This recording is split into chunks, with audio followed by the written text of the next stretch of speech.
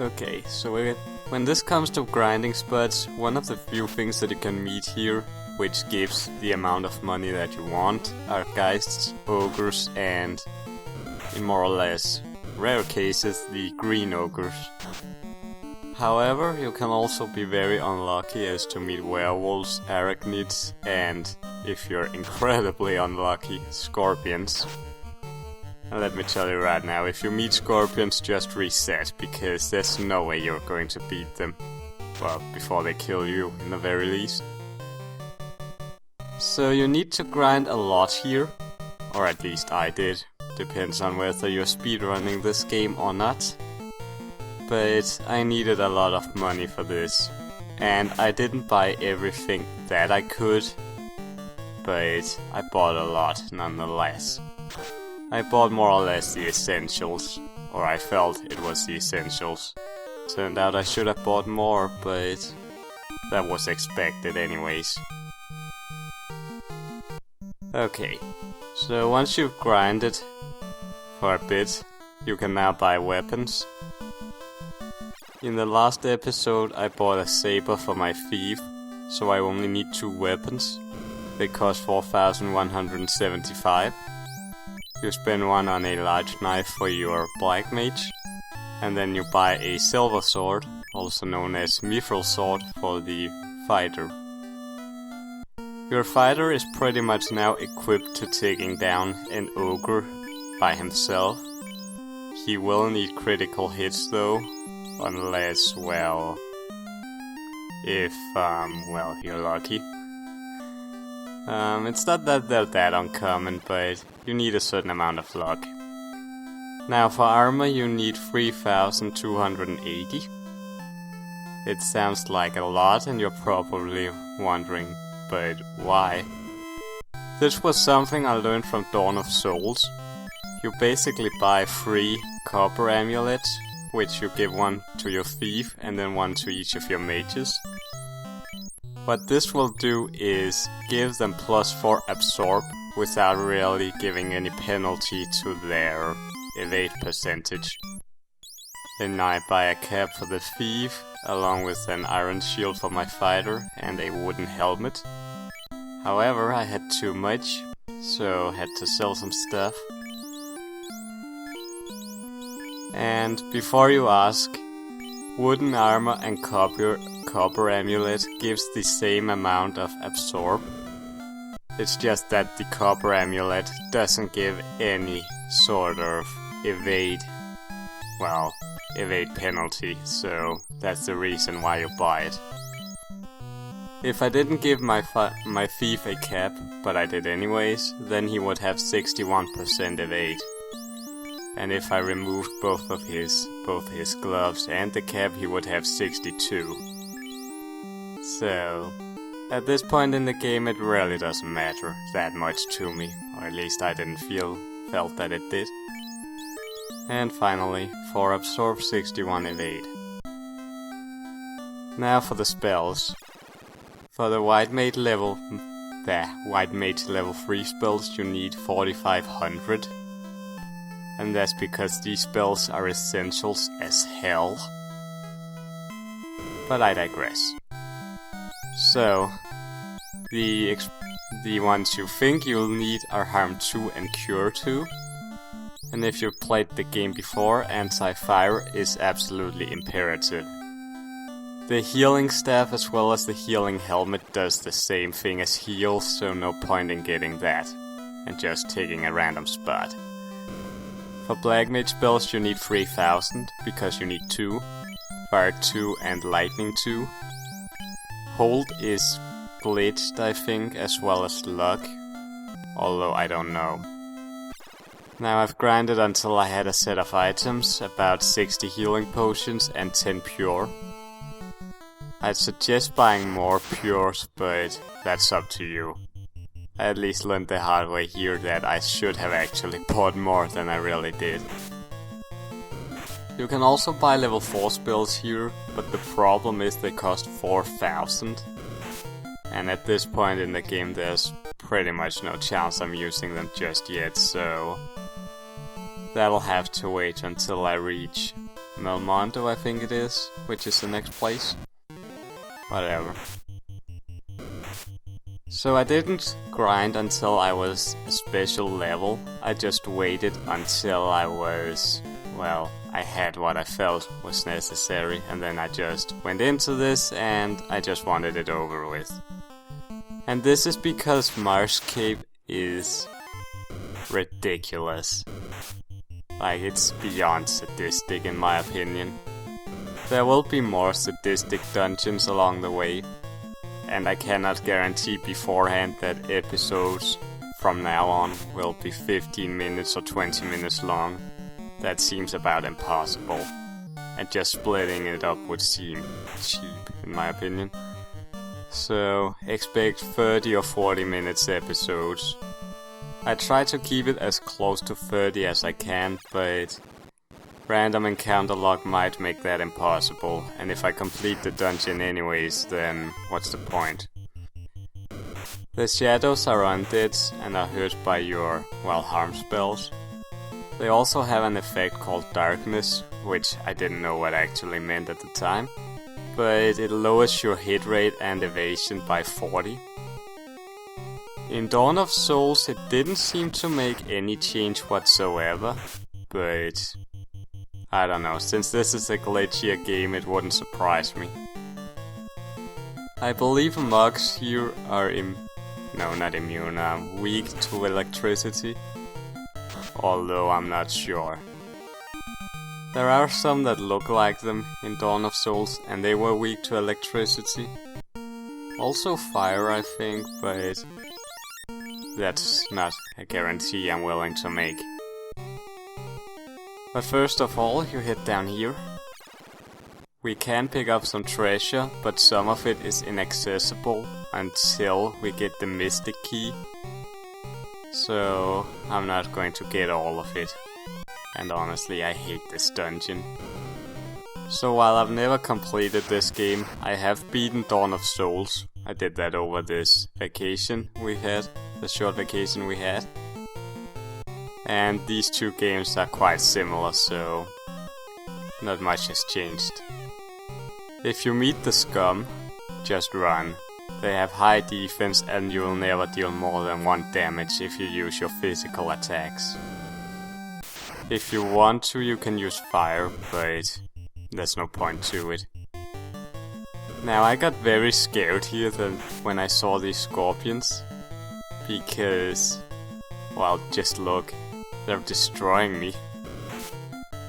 I hoped I could salvage a bit with fire too, by destroying all of them, getting the money and the experience, but no such luck.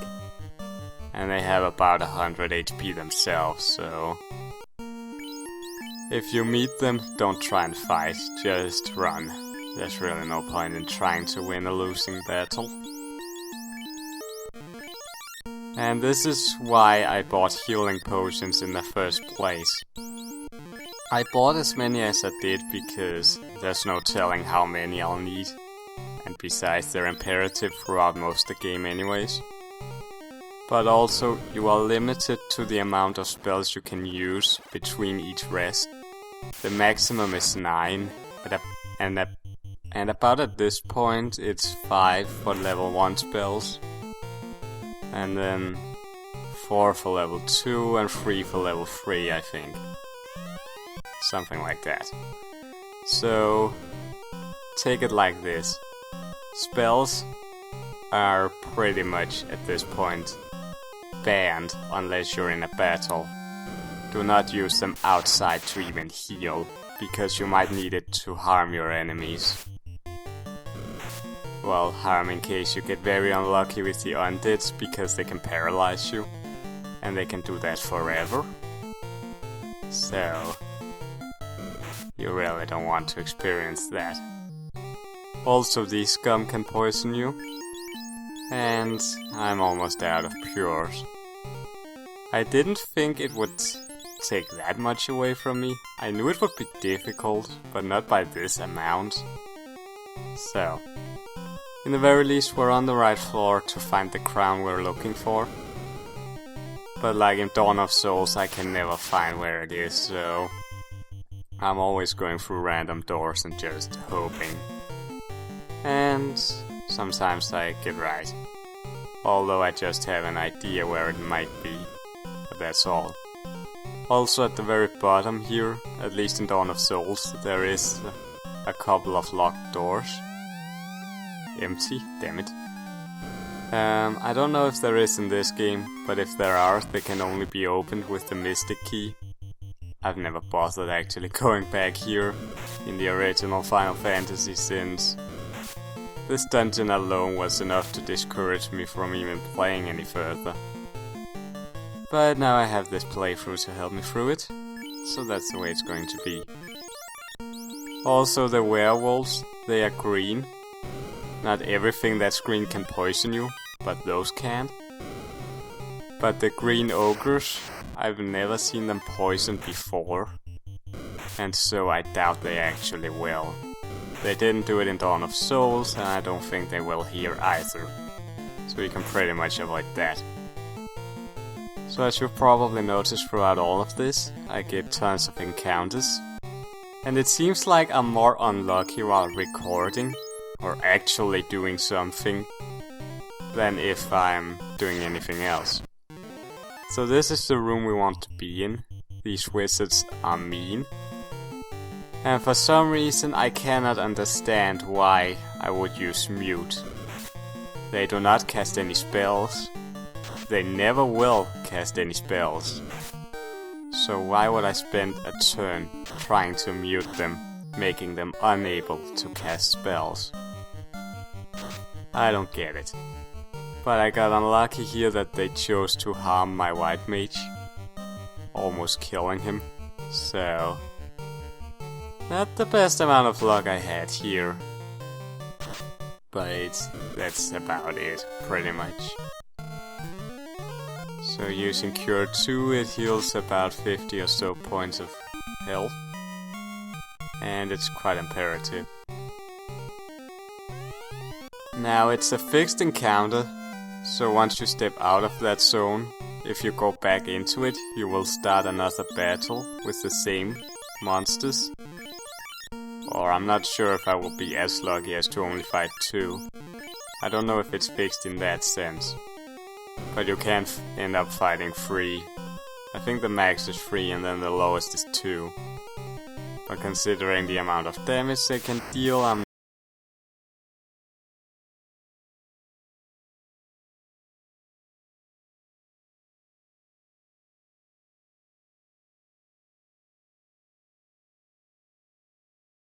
okay, so now that we have the crown, we just need to head out. And for the sake of this, there's really nothing else I should be telling you, so I'll wait until this one returns back to the city and save, and then there will be more to say. One last thing though, these zombies and ghouls are quite weak. The ghouls have less health than the geists, which have 56, and the ghouls have 40 something. And the zombies are weaker than the ghouls, so that's all you should know. Anyways, I'll let this run out until there's something to say again, and enjoy.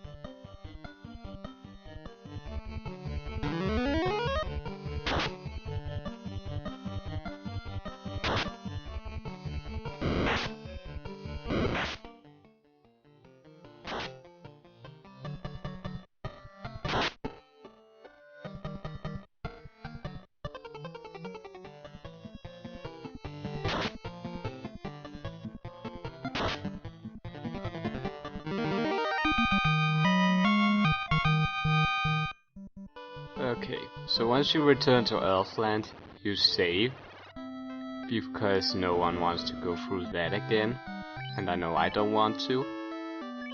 So I save it here, and prepare your anus for Astos. He's an asshole. A very big one indeed. So we head almost the same path as we did for Marsh Cave, only this time we head north. Astos himself has a spell, or maybe it's an ability, I don't know, that will pretty much fuck you over, no matter what you do, in most cases. Or at least that's how it feels. Or maybe it's just me, I do not know. I'm lucky with these snakes not poisoning me. I believe they were called cobras in Dawn of Souls. But there were many different kinds of snakes, so it doesn't matter. Head in here. Ha ha ha, I am Astos, king of the Dark Elves. I have Matoya's crystal and you shall give me that crown. Right now. Not a chance. So you use mute on Astos, since apparently, as far as I know, rub is a spell. And if you don't know what it does, then let me explain. Imagine someone carving your head off. What happens? You're dead. What happens if rub hits you? You're dead. It can only target one at a time, but it's an instant kill. And I don't have anything to revive my men with. Because, you know, Phoenix Down was not invented yet. So there's nothing I can do about that. Now it seems like I fail here. Mute can affect him, but there's a low chance of it happening. But I can tell you this, I've seen it happen and I know it's possible. And besides, you're better off trying to silence him than you are of having your white mage attack him. He won't make that much of a difference. He will do about as much as the thief anyways. Or at least it feels like that. You want everyone to survive because of the 500 XP that you get, and I really want that. Now his treasure room over there cannot be opened without the mystic key, and we won't get that.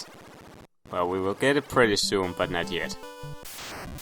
But before that we have to return the crystal to its rightful owner. And you might not know where that is unless you played the game before, or have seen this, or completed it yourself. I don't care which one it either is, but I'll be showing you either way. And this will also explain why I do not grind in the sea. Because first of all you need Lightning 2 for the best effect. You will only be able to use it 2 or 3 times and then you have to heal anyways. And besides, the amount of gold you can accumulate on land is a lot higher. The only ones that give decent gold is the Kisoku. However, there's a very low chance of meeting them. And if you ever do, you might be so unlucky that there's only 1 or 2 that dares to show up. This is an example of a battle that you want to happen. Green ogres as well as ogres are easy to take down and they don't deal that much damage. Unless you think 20 is a lot, but I don't know. Also, green ogres do not poison, so that's a definite plus. So there's basically no risk fighting these guys as there is with geists. They can paralyze you, and if that happens to either your black mage or white mage, that sucks. Quite a bit actually, as I've experienced it myself. But I digress. 168 XP and 690 gil. That's good. A lot actually. A lot more than you can ever accumulate in a single battle in the ocean anyways. Even though there are no dangers ahead, I heal up anyways. Because, well, there are encounters in the ocean. I don't like encounters in the oceans, so I might need Lightning 2 for something specific.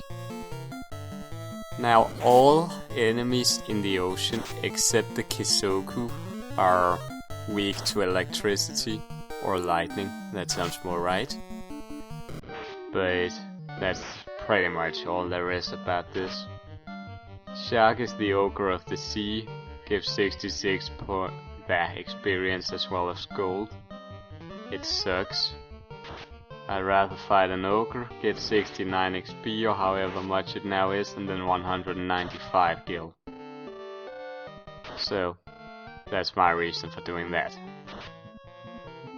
The red Sahagin are considered chief Sahagin, I think, as opposed to the green, the Sahagin who are more marine colored.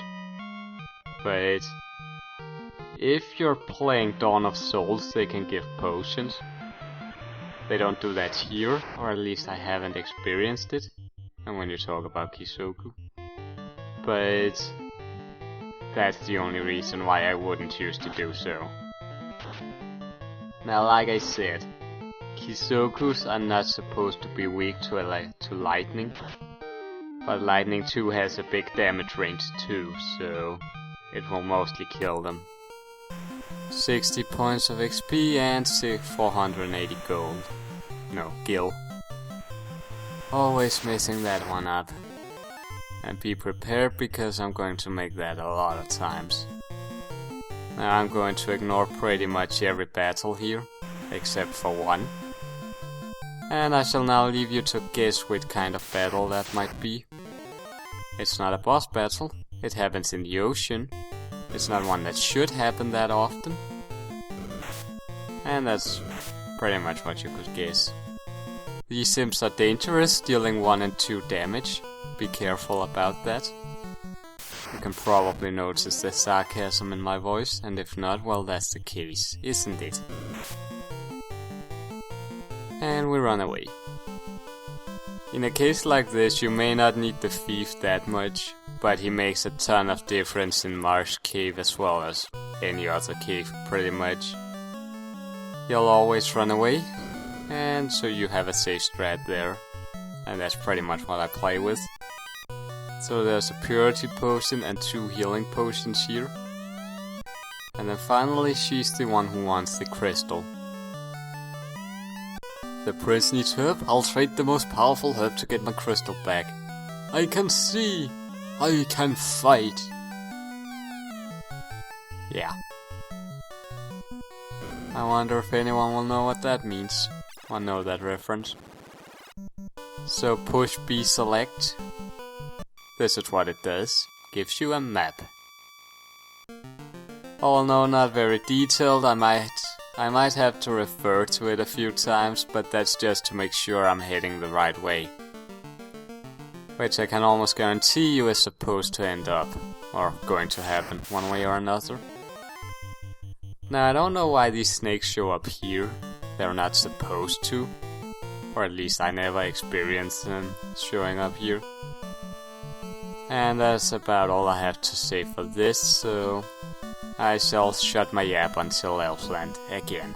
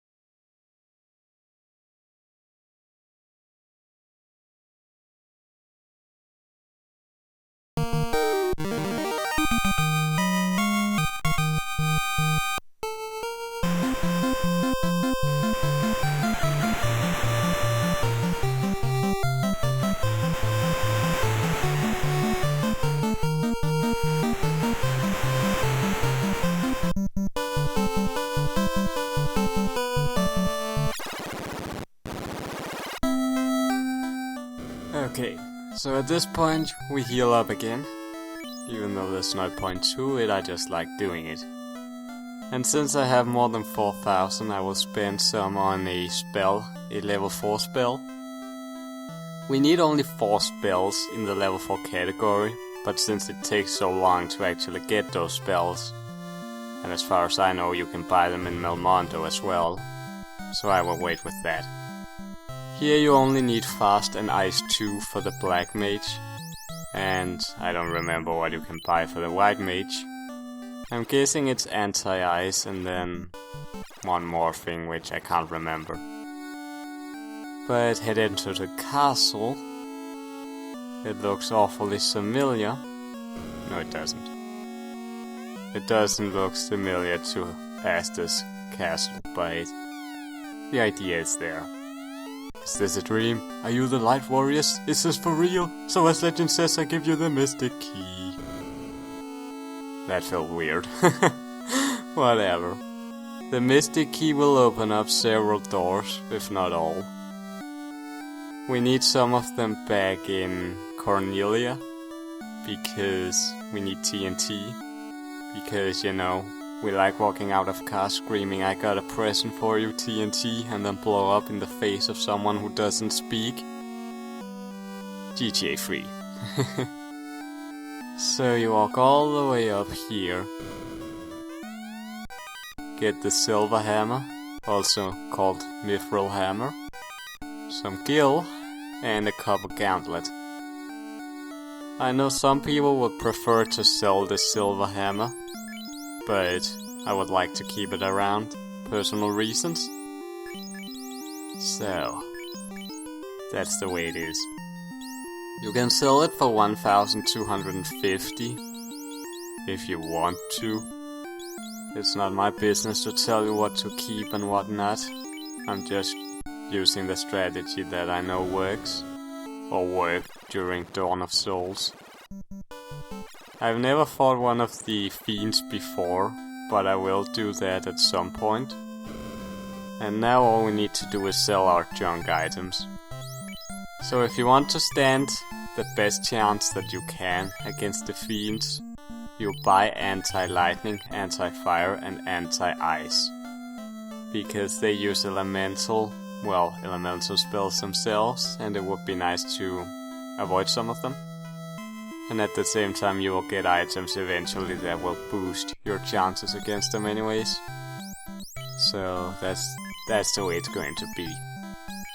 Sell the iron armor since no one else is going to use it. Ever.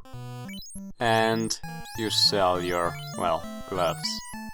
Don't give it to anyone. And so, my 30 minutes of self-narration, even though that's not 30 minutes. But take care, see you next time, peace out.